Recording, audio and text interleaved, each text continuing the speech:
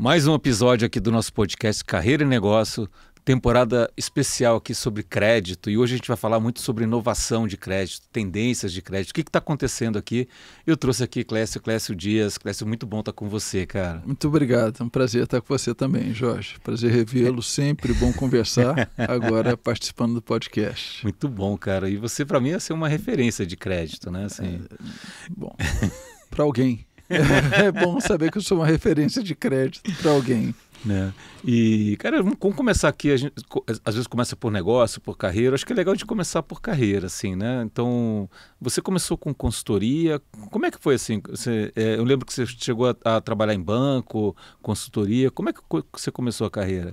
Jorge, o começo da carreira, minha carreira foi bastante acidental. Eu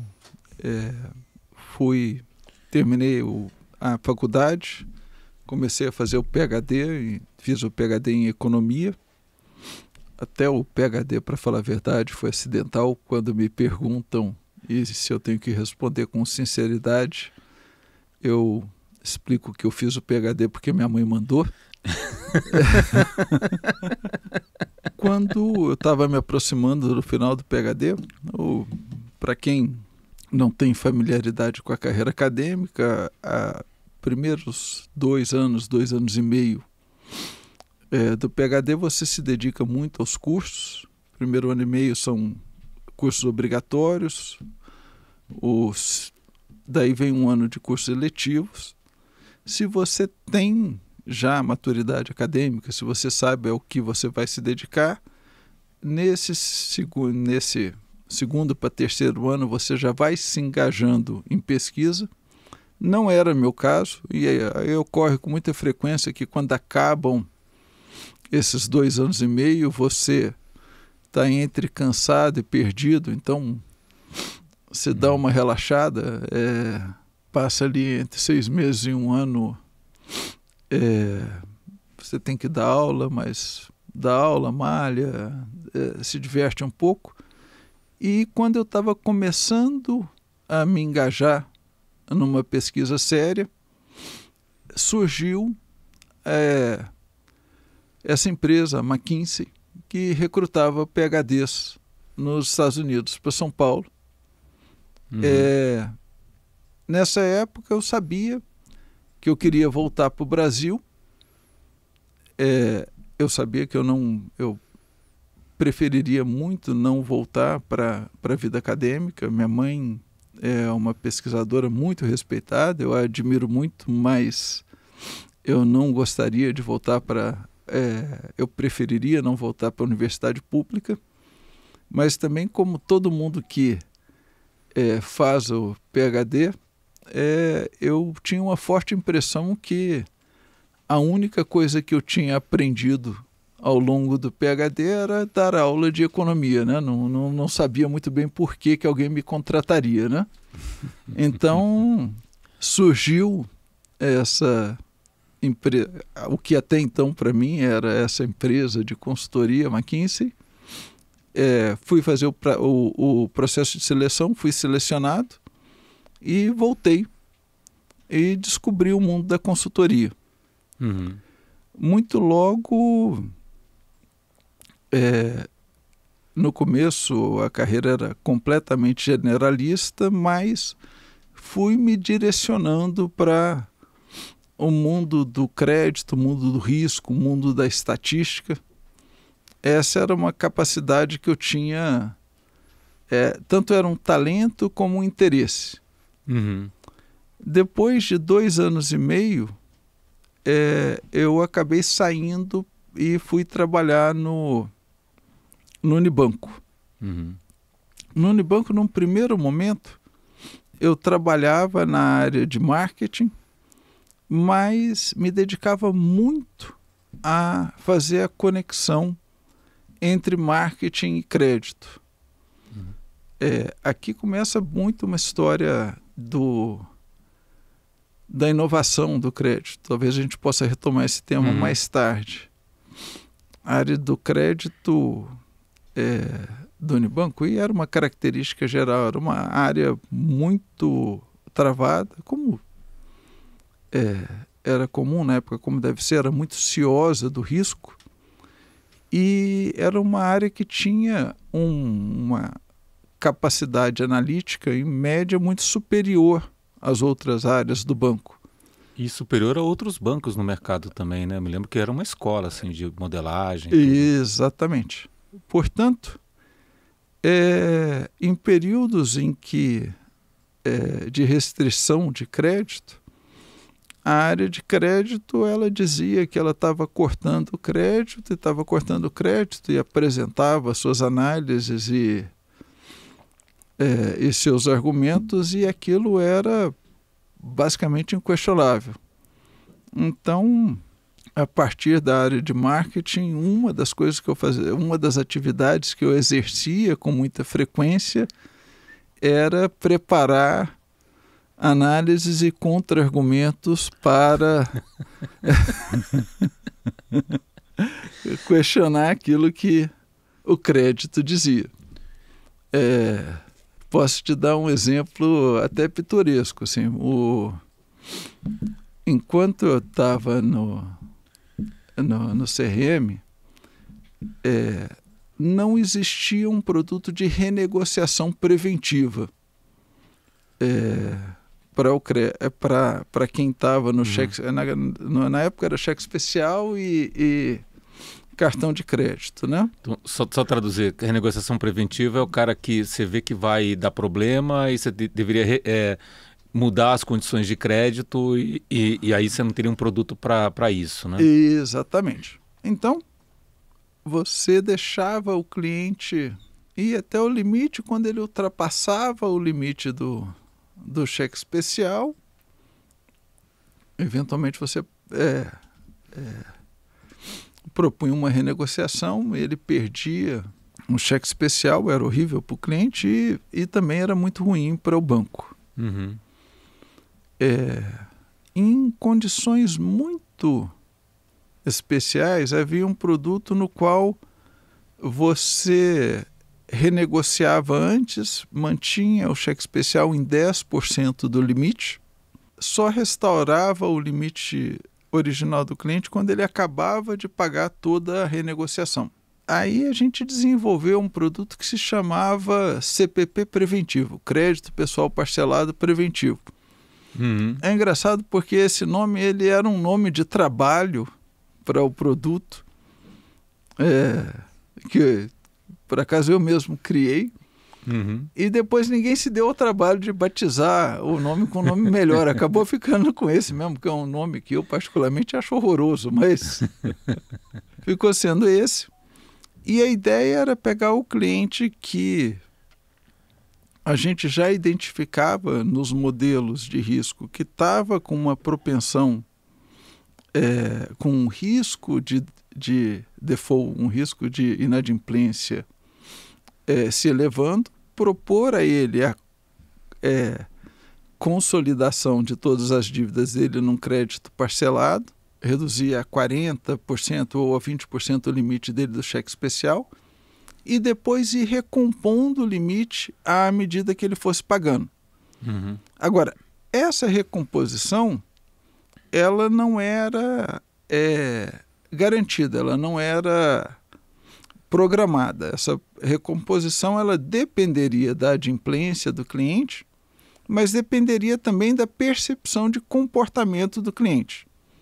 O produto ele foi construído de forma acelerada, então primeiro a gente vendeu bastante o produto, até porque havia uma resistência tanto da área de crédito como da área comercial. Na época acreditava-se que você estava trocando spread alto por spread baixo, então não fazia sentido, sob o ponto de vista da área comercial, vender o produto. Posteriormente revelou-se que o produto era mais eficiente em aumentar a rentabilidade e a fidelidade do cliente até do que em reduzir a perda de crédito. Mas primeiro a gente criou e vendeu pra caramba o produto e ficou de estabelecer quais seriam as regras de recomposição à medida que o padrão de pagamento fosse evoluindo, né? Uhum. Uns 6 meses depois, a gente se reuniu com a área de crédito, eu ainda fazia parte da área de marketing. O pessoal do crédito veio com uma proposta de quem seria elegível à renovação baseado nos modelos de comportamento deles. E, de novo, assim, análises muito bem calculadas, baseadas em modelos que supostamente eram inquestionáveis, né? No meio da reunião, parei e falei assim, olha, está tudo muito bem feito, só tem um problema. Comparando com a base que não contratou o produto, a gente está recompondo o limite de menos gente do que se a gente não tivesse oferecido o produto. Assim, todo mundo nessa sala concorda que o produto reduziu o risco do cliente, mas a proposta de vocês está dando menos limite do que se a gente não tivesse feito nada. Onde que está a contradição aqui? Falou, não, mas o modelo diz que a gente fala isso. Eu falei, gente, eu vou repetir meu argumento, beleza? Aqui não é modelo, assim, vocês não estão discutindo comigo. Vocês estão discutindo com a lógica. Nossa, por acaso agora me fugiu o nome do filósofo. Eu falei, cara, se você parte de premissas, segue as regras da lógica e chega a uma contradição, ou bem você falhou no seu encadeamento lógico, a gente não falhou, ou você partiu de alguma premissa falsa. Acho que é sofismo, né? Exatamente.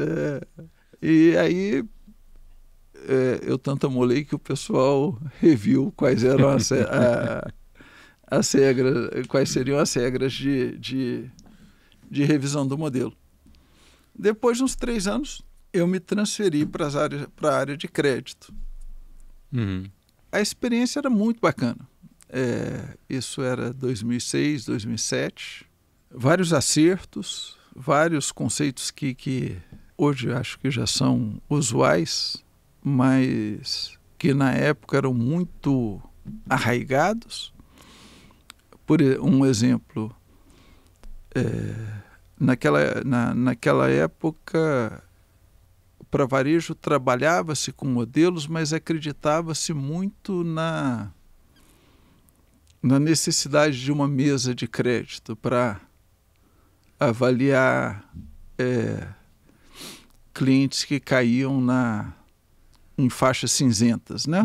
Então, alternativamente, você recebia propostas, passava por um modelo de crédito, você podia usar o modelo para negar, e aí aquelas que eram aprovadas iam para a mesa, você podia aprovar algumas, negar outras, as que caíam no meio iam para a mesa. E um dia eu fiz a pergunta, gente, o que a mesa faz, afinal de contas? Não, ela avalia o crédito do cliente, né? Eu sei, mas o que a mesa faz? Aí você sentava do lado do cara da mesa e falava, não, aí eu olho a declaração de renda do cliente, eu olho se ele é proprietário de imóveis ou não, eu olho há quanto tempo ele está no emprego, eu olho... E ele passava uma série de informações que ele olhava, e todas aquelas informações já estavam contidas no modelo, né? Mas se você insistisse, sim, mas como que o senhor decide, né? Aí eu falo, não, eu olho isso, eu olho isso, eu olho isso, eu olho isso. Eu falo, sim, mas como que o senhor decide, né? Se ele está no emprego há mais de 3 anos, eu libero. Se ele não está, eu não libero, né?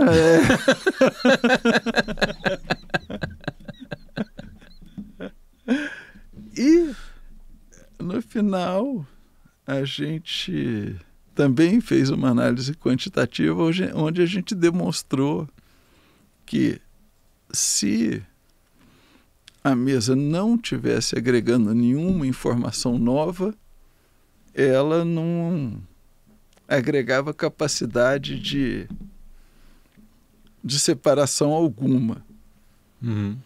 Nessa época, até, assim, eu fui muito descortês. Uma de muitas vezes na minha vida em que eu fui muito descortês, porque eu estava apresentando isso e usei o termo que é muito comum na academia, mas que para a época para o ambiente da apresentação era totalmente inadequado. Eu falei, olha, a gente pode substituir a mesa por um macaco jogando caro-coroa que dá na mesma. Vai ter o mesmo impacto de resultado. Posteriormente, a gente até manteve a mesa de crédito, mas desde que ela tivesse utilizando informações que não estavam contidas no modelo. Então, por exemplo, você tinha situações de crédito automotivo onde a proposta, onde a renda do cliente era incompatível com aquele carro que ele queria comprar. E aí a mesa se encarregava de ligar, esclarecer. Quase sempre o proponente estava compondo a renda familiar, etc. Então passava sem maiores problemas, ou o cliente tinha uma negativação que na época também faria com que a proposta de crédito dele, que de outra sorte era muito boa, fosse negada. Aí você também entrava em contato com o cliente, descobria que era alguma conta de luz antiga, alguma fita do Blockbuster que ele tinha esquecido de devolver. O cliente rapidamente se encarregava de resolver a situação e a proposta terminava sendo aprovada também. Fora quando você pega a mesa, ela aprova 99%, 98%. Você fala, para que eu preciso? Exatamente. Uma outra coisa que também foi muito bacana dessa época foi descobrir o quanto você trabalha melhor com crédito quando você trabalha junto com o negócio, quando você tem a capacidade de influenciar positivamente o negócio. Então, nessa época eu trabalhei muito com crédito automotivo. No crédito automotivo, no modelo de negócios que existia à época, era muito importante você ter uma taxa de aprovação alta, porque as concessionárias trabalhavam com poderiam trabalhar com vários bancos. Tem que pegar a primeira ficha, né? Exatamente. E as concessionárias podiam escolher com a ordem que elas iam apresentar a proposta para vários bancos.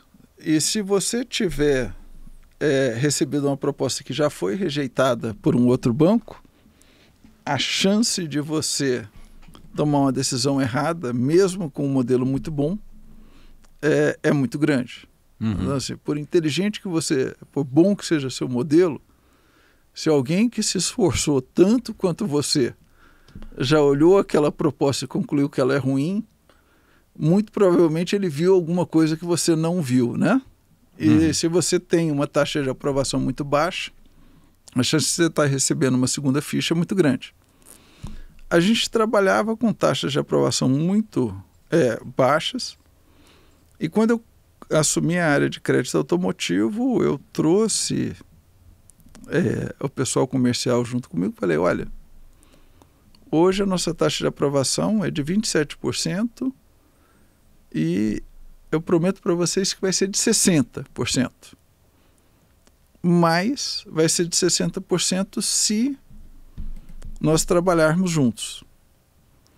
Então, um problema muito forte que existia à época era que, e é um problema muito comum, não era particular do Unibanco, era que as fichas eram mal preenchidas pelos representantes do banco.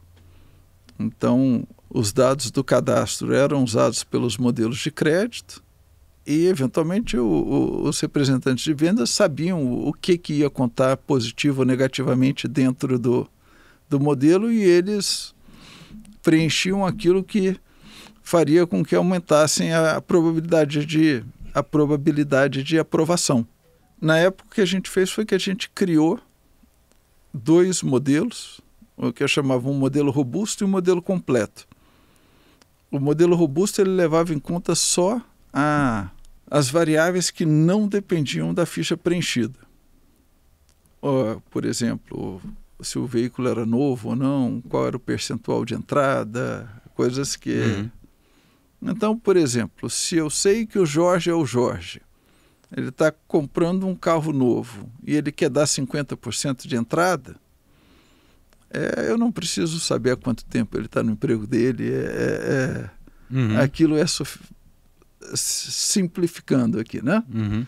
Por outro lado, se o Jorge está querendo comprar um carro de 10 anos e está querendo comprar dando 10% de entrada, aí eu preciso me certificar de que o Jorge efetivamente tem capacidade para pagar, né? Então, o modelo robusto, ele determinava quais fichas eu efetivamente precisava conferir. E aquelas eu conferia com todo cuidado. Quando eu identificava, eu passei a ter necessidade de conferir 7% das fichas, que eram aquelas que seriam aprovadas se fossem bem preenchidas. E eu conferia, se houvesse qualquer discrepância, elas passavam a ser negadas. Quando a gente começou esse processo, só 18% das fichas vinham sem erro nenhum. Em cima disso, a gente criou um segundo processo. Todo mês, a gente ranqueava todas as gerências do Unibanco de acordo com o percentual de acerto de preenchimento. E aquelas que ficavam, as 2 que ficavam em último lugar no ranking, que tinham pior índice de qualidade de preenchimento, quando virava o mês, aí 100% das fichas passavam a ser verificadas. Então, a taxa de aprovação, que estava, nessa época já estava em 40%, 45%, caía para 12%, de um dia para o outro. E eles sabiam? Eles não sabiam. Aí o gerente me ligava, desesperado, né? Falava, cara, você não está... Caiu minha aprovação. Eu falei, você ficou em último lugar eu chamava de índice de qualidade de preenchimento, né? No índice de qualidade de preenchimento, e aí agora eu estou tendo que conferir todas as suas fichas. Ele falou, mas você está negando tudo. Eu falava, não, estou negando só as que não foram bem preenchidas. As que foram bem preenchidas eu continuo aprovando, pode ficar tranquilo.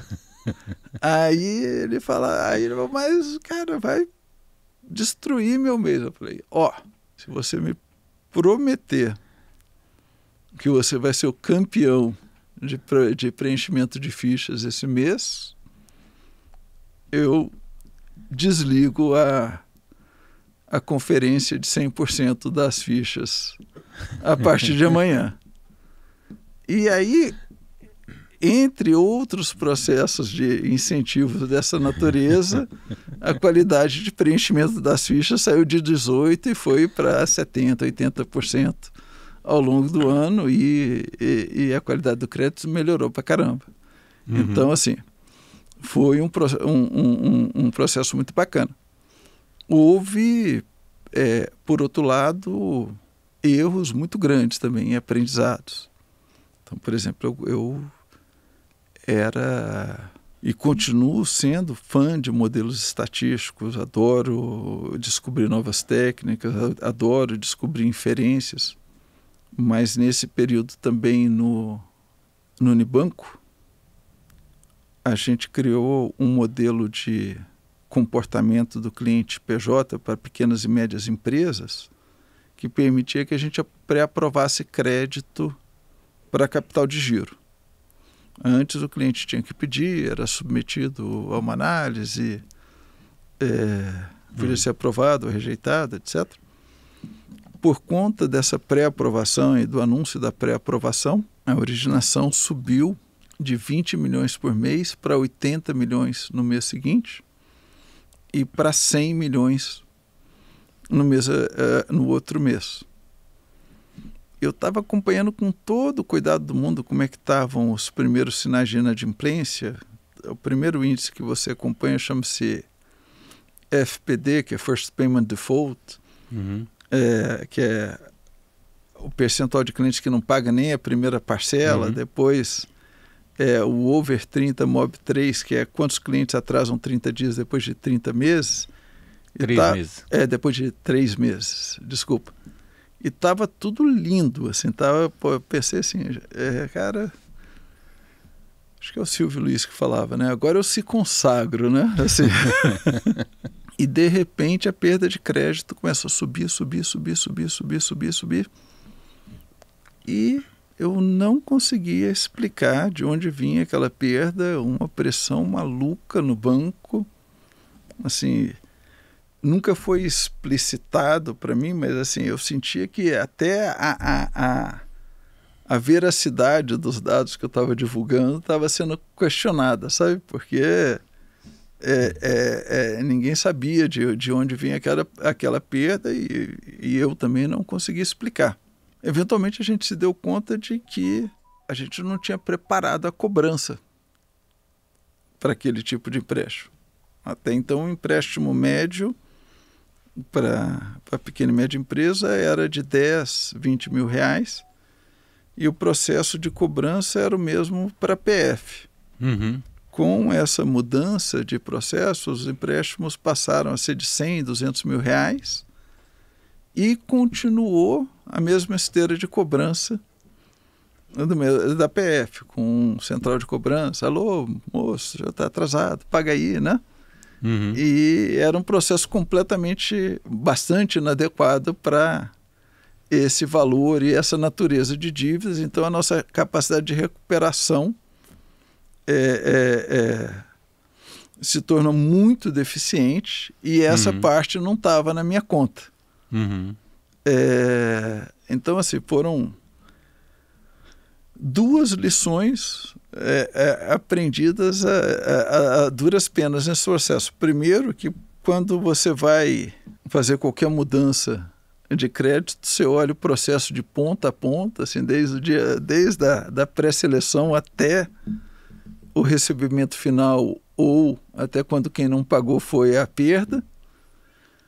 O segundo, mais sutil, é que no dia que aumentou de 20 para 80, eu deveria ter puxado imediatamente o freio, sabe? Assim, de 20 para 30 estava caindo de bom, ninguém tinha pedido 80 para mim, e até ter certeza mesmo que tudo estava certo, 30 já era um sucesso incrível, sabe?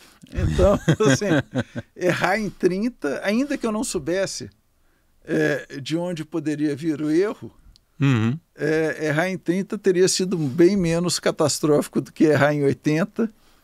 E assim, hoje em dia, naquela época eu não praticava, mas hoje eu pratico boxe, e uma coisa que se aprende também a duras penas em boxe é que o soco que te derruba é aquele que você não sabe de onde vem, né? Então, Bom... E aí, assim, pegando um pouco dessa jornada, como é que foi essa passagem assim, do banco para a consultoria? Depois você foi para a consultoria, né? Voltei para a consultoria, aí nessa época, já me dedicando praticamente exclusivamente a projetos de crédito, sempre projetos muito interessantes. Assim, em retrospectiva, aí eu fiquei de 2007 a 2000, foram 10 anos em consultoria.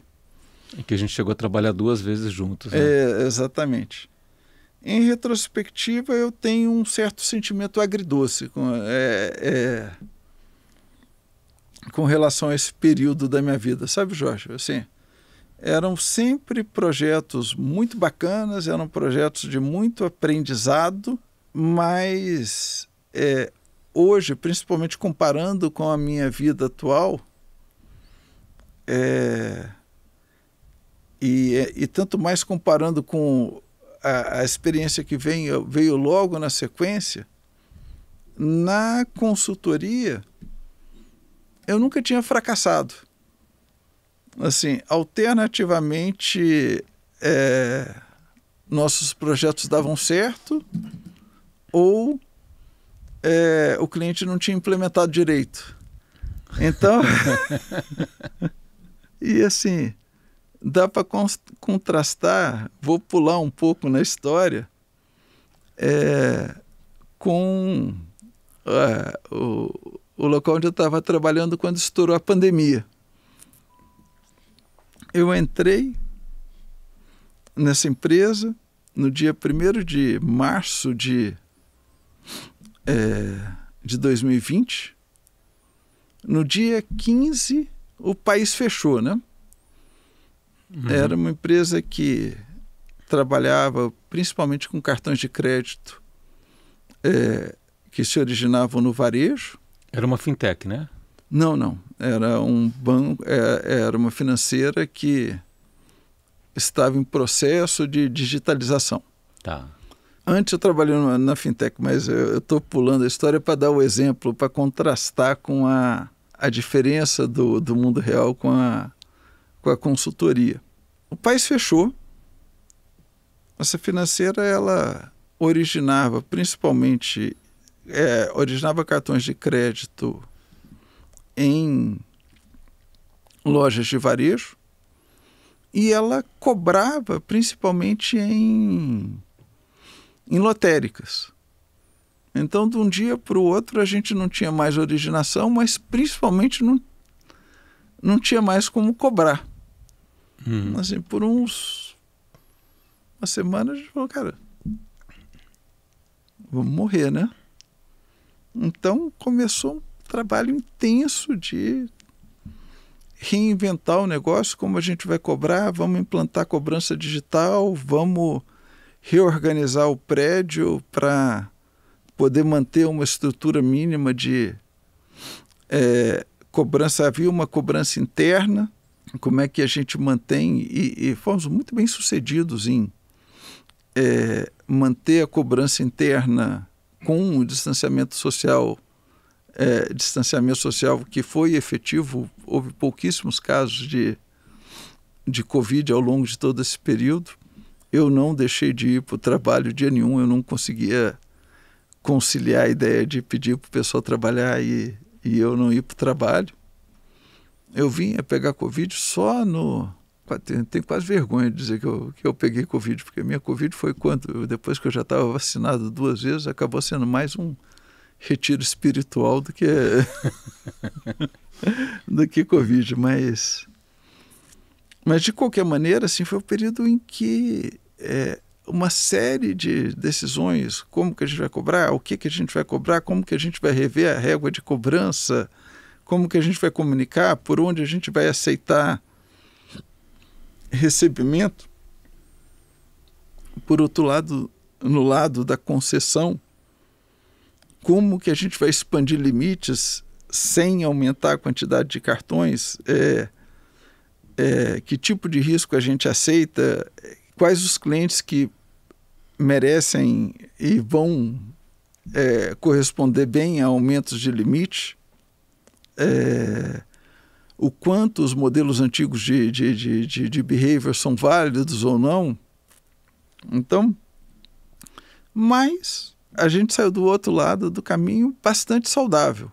Mas eu me lembro em novembro, e esse que é o punchline da história toda, a pandemia ela teve 2 grandes ondas, né? Em novembro a gente tinha a impressão que já estava acabando, né? Em novembro a gente teve um comitê, a impressão que tinha era que estava arrefecendo. Uma das medidas que eu tinha tomado era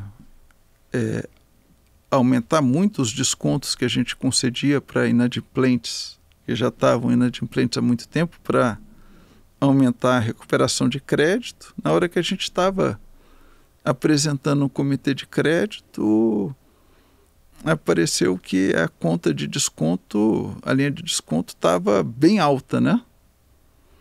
E aí o CEO da empresa me perguntou: Clécio, por que essa conta está tão alta, né? Eu falei: não, porque a gente mudou a política e está dando desconto alto para todo mundo. Antigamente tinha baixo, médio, alto risco. Desde que começou a pandemia, todo mundo virou devedor de alto risco, né? Aí ele falou: e por que você ainda não reviu isso? Aí eu parei e falei: desde que eu cheguei aqui, eu tomei umas 1000 decisões. Assim, 600 foram certas, 200 foram erradas e 200 o júri ainda não decidiu, sabe? Essa, particularmente, eu estou vendo esse número junto com você. Assim que a gente sair da reunião, eu vou rever, mas eu não tenho a menor vergonha de te dizer que eu não tive tempo nem espaço na agenda para olhar esses números antes da reunião. Então, assim, contrastando o que era o mundo da consultoria, ele era divertido, ele apresentava problemas intelectuais bacanas, mas ele não era, mas ele é muito contrastante com a atividade na vida real. Mesmo, assim, principalmente em termos de inovação, eu acredito. E aí, você resumindo assim, né? Você saiu, foram 10 anos em consultoria e tudo mais, e depois você acabou indo mais para o mundo digital, né? Exatamente. E como é que foi essa transição? Assim, acho que você comentou um pouco da experiência em banco, da experiência em consultoria para bancos tradicionais, né? E aí quando você vai para o mundo digital, o que você viu de mudança? Qual foi a perspectiva? Jorge, eu estava com 47 anos nessa época, né? Uma das certezas que eu tinha era que a minha carreira de consultoria tinha chegado ao fim, né? Assim, evidentemente que se algum dia eu tivesse que garantir o leite das crianças, era sempre uma opção, mas se eu pudesse escolher, ela tinha chegado ao fim. Mas aí eu tinha que decidir se eu ia ficar velho ou não. Assim, voltar a um banco tradicional naquela idade, no mundo do crédito, significaria assumir um trabalho de aversão ao risco muito grande. Naquela época eu estava, coincidentemente, eu estava bastante interessado em economia comportamental. Quando eu fiz meu doutorado, a cadeira de economia comportamental não existia ainda. Eu tive que preencher essa lacuna e é uma das áreas da economia que eu mais gosto. E um dos assuntos num dos livros que eu estava lendo, coincidentemente, ele tratava o cara fazia um paralelo de se você está jogando um winning game ou um losing game, né? Aí o exemplo que o autor dava no livro, ele falava assim: se você é um jogador de tênis principiante e vai jogar com outro jogador principiante e o seu objetivo é só ganhar o jogo, a sua estratégia ótima é jogar um losing game. Ou seja, trata de só botar a bola do lado do adversário, que uma hora ele erra e você ganha o jogo. Agora, se você é um tenista profissional, você tem que jogar um winning game, você tem que ganhar os pontos. Eventualmente, num dia qualquer, teu adversário pode estar num mau dia e ele vai cometer erros, mas assim, para ter uma carreira...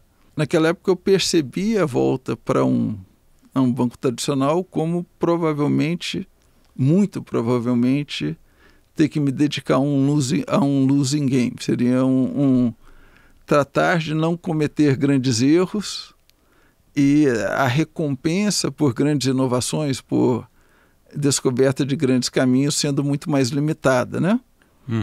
E aí eu talvez tenha chegado tarde até, mas apareceu o mundo das fintechs.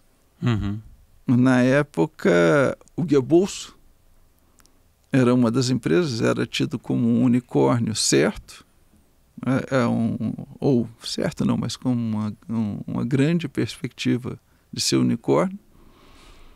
Era uma empresa muito bacana, era uma empresa com um propósito muito bom.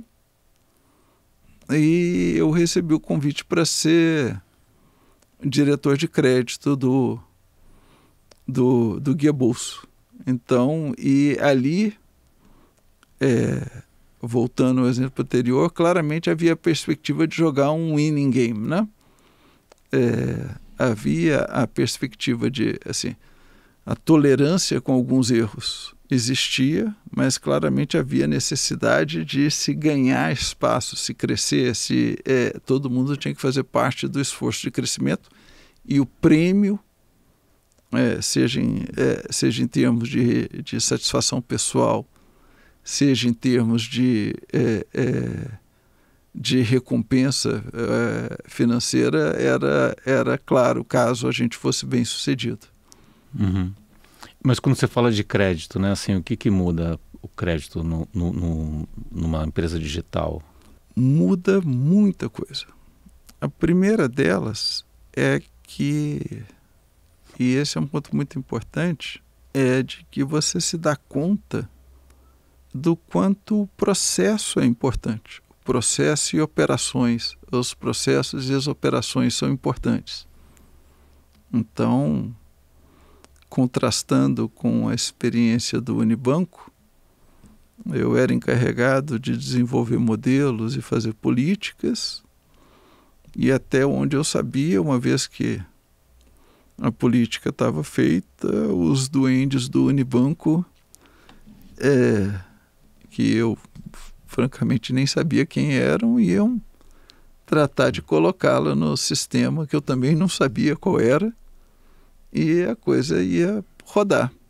Assim, meu trabalho estava feito. Quando você está numa fintech, à primeira vista, e caso uma fintech seja bem sucedida, o que vai aparecer na apresentação, o que vai aparecer no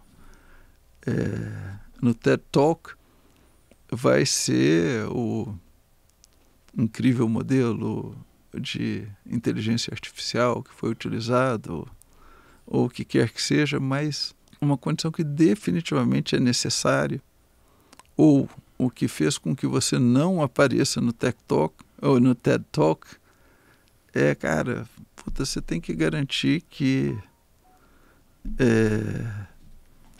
o sistema rodou, que os boletos foram emitidos, que a base não foi corrompida ao passar de um sistema para o outro, que na atualização de uma versão alguma coisa não se perdeu, que os cadastros estão corretos, que quem está cobrando tem que cobrar, que toda a integridade do processo de crédito, do começo ao fim, está efetivamente ocorrendo, e que você passa a ser o guardião de todas essas etapas. Assim, o seu cuidado com o que, por falta de uma palavra melhor, é a parte chata do crédito, passa a ser um sacrifício na origem etimológica da palavra, passa a ser um ofício sagrado, sabe? Assim,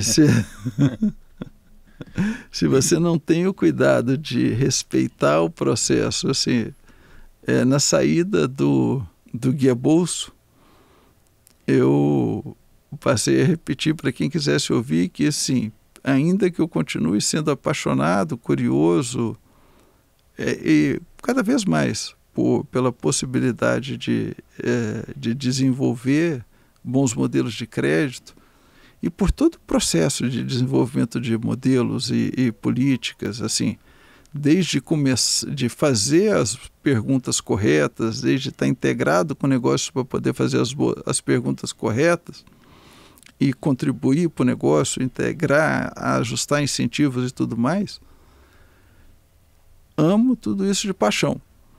Mas se você me perguntar se eu prefiro trabalhar num banco que tem os melhores modelos do mundo, mas cujos processos não funcionam, ou num banco cujos processos e operações são ajeitadinhos e eu tenho que decidir crédito com lápis e papel, o primeiro banco quebra e eu acredito que eu consigo fazer dinheiro com o segundo, sabe? Assim, foi...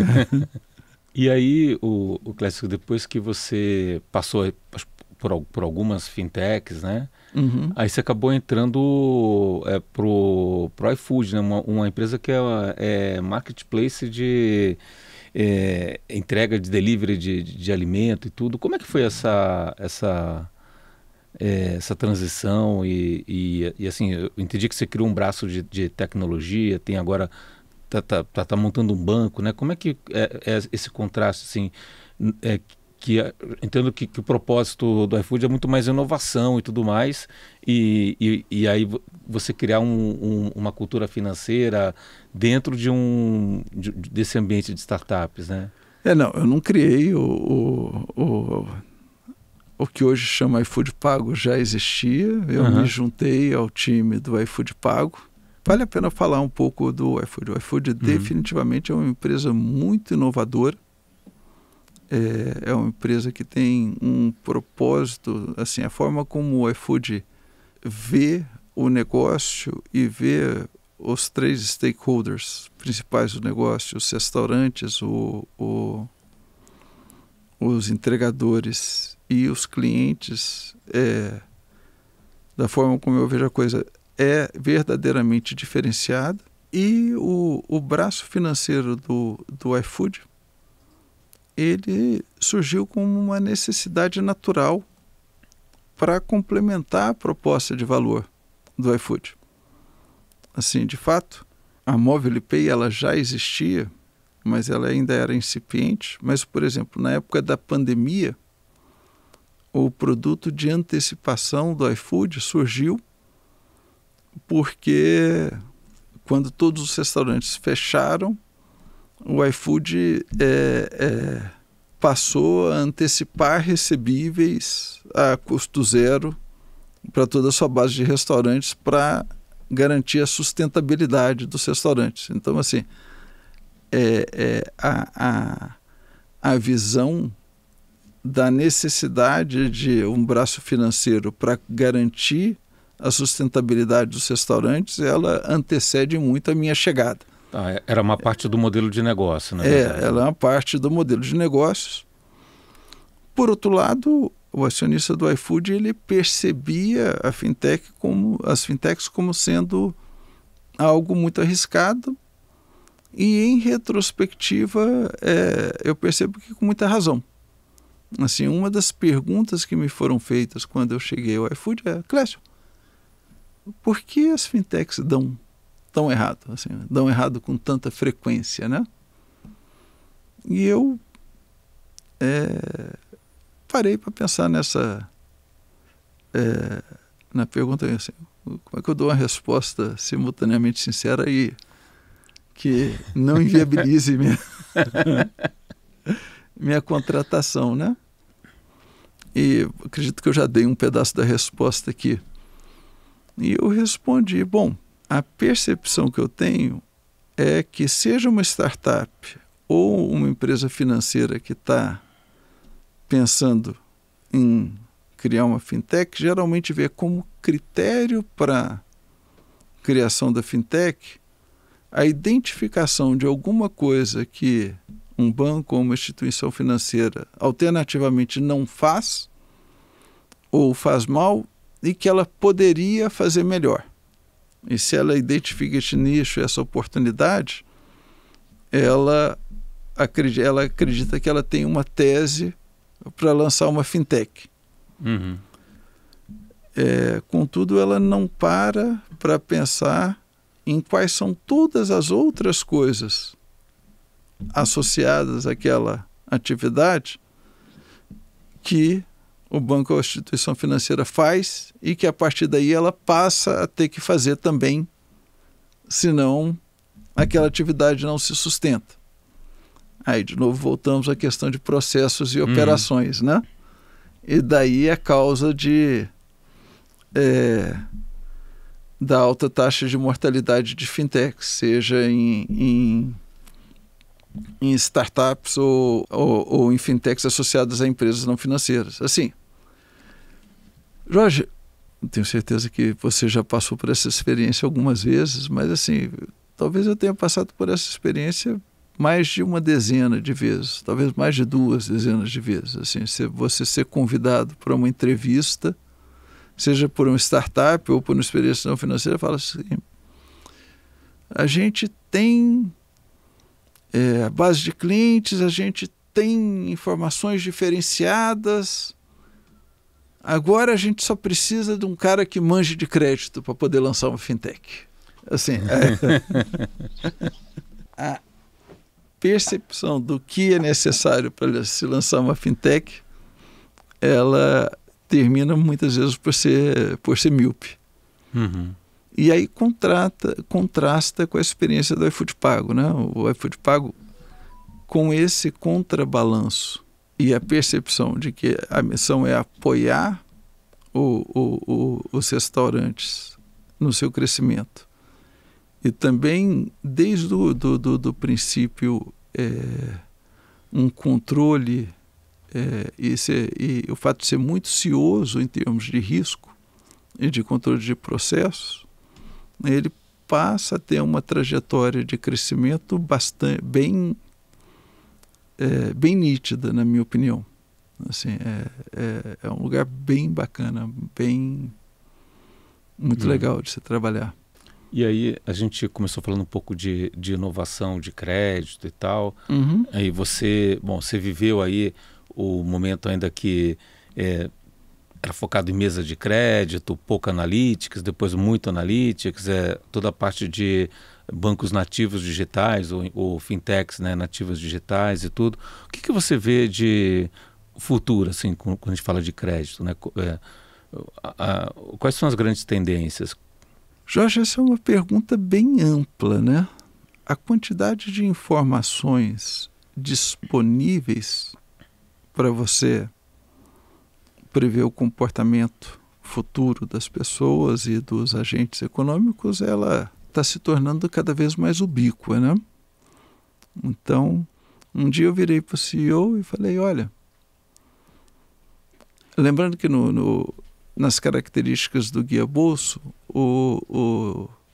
os clientes do Guia Bolso conectavam as suas contas correntes ao Guia Bolso e nos davam autorização para utilizar aqueles dados para a gente construir modelos de crédito, né? Então eu tinha acesso a informações muito ricas para construir meus modelos, né? Uhum. Então um dia eu virei para o CEO e falei, olha, você quer saber? Eu consigo prever a capacidade de default dos nossos clientes até a primeira casa decimal, desde que ele não tome empréstimo conosco. Agora, se ele tomar, eu já me dou por satisfeito de determinar se ele é baixíssimo risco, baixo risco, médio risco, alto risco ou altíssimo risco. E a grande questão que eu percebi à época é que, assim, da forma como a gente modela hoje, quase, se não todos os modelos são baseados no conceito de ceteris paribus, né? Tudo mais constante, incluindo o comportamento do cliente. Então, você tem uma informação perfeita ou tão boa quanto possível do passado, e aí você assume que o comportamento do cliente vai permanecer constante e prevê o futuro. A questão é que a constância de comportamento do cliente, a validade da premissa de constância do comportamento do cliente é cada vez menos válida e, no caso do Guia Bolso, por exemplo, e no caso de grande parte das empresas, você está provocando a mudança do comportamento do cliente. Você está provocando um ponto de inflexão que faz com que a sua hipótese de constância de comportamento não se torne mais válida. Então, naquela situação, a gente estava pegando um cliente que era analógico e transformando em digital. Um cliente que tinha uma conta num banco tradicional e fazendo com que ele passasse a ser devedor de 2 bancos. Só esses 2 fatores já invalidavam a premissa de comportamento constante, e isso tinha que ser levado em conta para acrescentar um viés muito grande na modelagem. Voltando, portanto, à sua pergunta, o que eu vejo, e talvez aqui eu esteja com um pouco de visão telescópica, dado o assunto ao qual eu estou me dedicando agora, é uma integração cada vez maior entre negócios e atividades financeiras, de forma que você possa conhecer seu cliente, mas conhecer seu cliente fazendo as perguntas certas, antecipar e influenciar o comportamento futuro do seu cliente de forma a dar o crédito correto do jeito correto. Uhum. Falando do ponto de vista de concessão de crédito puro e simples. Agora, no que tange a meios de pagamento, moedas e afins, aí definitivamente eu não sou o cara mais habilitado para falar que eu poderia repetir alguns clichês, mas não vale ocupar o tempo nem nosso, nem de quem porventura esteja assistindo ao nosso podcast. Uma última visão aqui, né? A gente falou muito de técnica de crédito e tudo, mas e como é que você vê assim, o banco tradicional versus uma fintech, um banco digital? Você vê que vai migrar, vão coexistir, vão se adaptar? Qual é a tua percepção?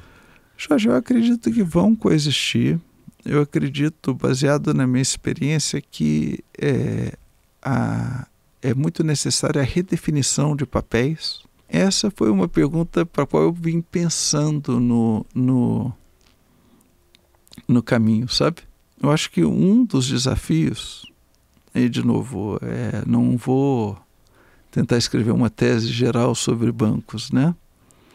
Mas em algum momento no passado, e isso foi muito salutar, na época evidentemente não existiam fintechs, foi necessário para controle de riscos que se segregassem áreas de crédito e que essas áreas de crédito fossem responsáveis pelo controle do risco. O resto do banco era responsável por vendas, por fazer dinheiro, né? Uhum. Esse comportamento afastou as áreas de crédito do negócio. Assim, é comum que em bancos tradicionais as áreas de crédito sejam vistas e chamadas como anti-business units, né? Então, o principal contraste que eu vejo, assim, e essa é uma frase que eu costumo repetir muito, que uma condição necessária para trabalhar num banco digital ou numa fintech é que você tem que desenvolver uma esquizofrenia saudável, sabe? Você tem que fazer parte do negócio, você tem que fazer parte do crescimento, porque todo mundo tem que fazer parte do crescimento, mas você não pode se esquecer nunca que você é o adulto na sala, sabe? Assim, que se quando for a hora de falar, não, aqui parou, você é o encarregado de falar que aqui parou. Para essa... Então, assim, não vou nem tentar ser exaustivo, mas eu percebo esse como um dos grandes desafios dos bancos tradicionais. E eu digo isso porque esse, particularmente, é um dos meus desafios no recrutamento de talentos. Assim, quando eu contrato, evidentemente eu busco contratar pessoas que já trazem conhecimento. É importante trazer gente que traz experiência, traz aporta coisas novas, experiências, técnicas, pontos de vista novos para a minha área de trabalho. E é comum, é frequente, aliás, recrutar pessoas que passaram por bancos tradicionais.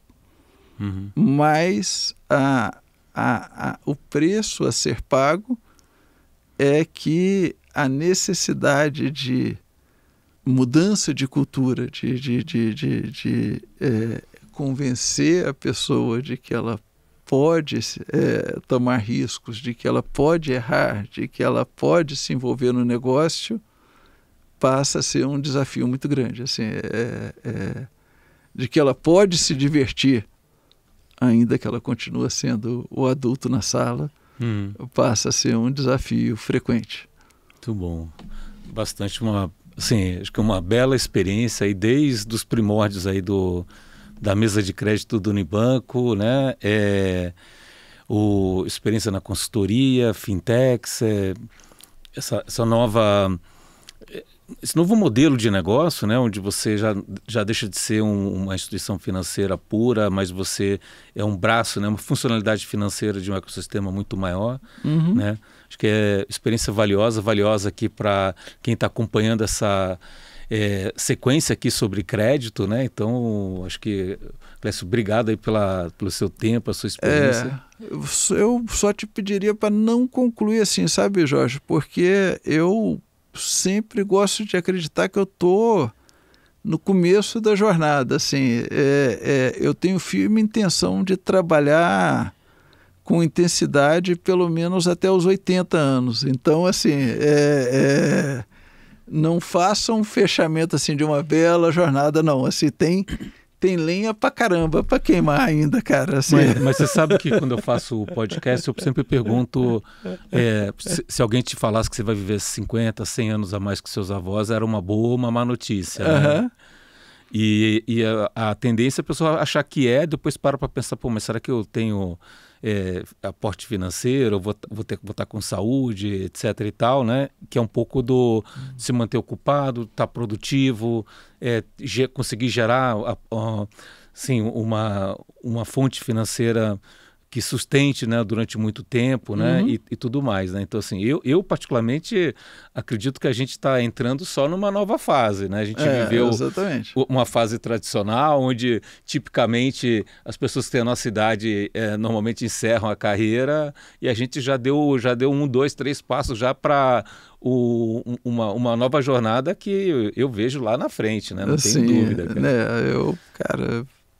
Eu gosto muito, muito, muito do meu trabalho e, cara, não tenho a menor intenção de diminuir o ritmo ou a intensidade. Gosto do desafio intelectual, gosto do ambiente, gosto da jornada. Assim, eu costumo dizer para o pessoal assim, que, um dos meus objetivos de vida está com 80 anos, está ali pensando, planejando, um dia cair a cabeça assim, alguém virar e falar, gente, seu Clécio dormiu? Aí alguém me cutuca, eu caio da mesa e falo, não, morreu. Mas é um ciclo, né? Acho que aqui o tom mais é de fechamento de um ciclo e começo de outro, né? O que vai acontecer no próximo ciclo, a gente não sabe ainda. Beleza, aí sim. Muito bom, gente. Tá joia. Então, obrigado. Você gostou, compartilhe, assiste de novo. Assim, tem muito conhecimento, tem muita sabedoria aqui, né? E obrigado pelo seu tempo, pela sua experiência. Eu agradeço, cara. Eu agradeço. Peço desculpas para alguém se eu aborreci ou entediei alguém, mas curti pra caramba estar aqui com o Jorjão. Muito bom, cara. Valeu.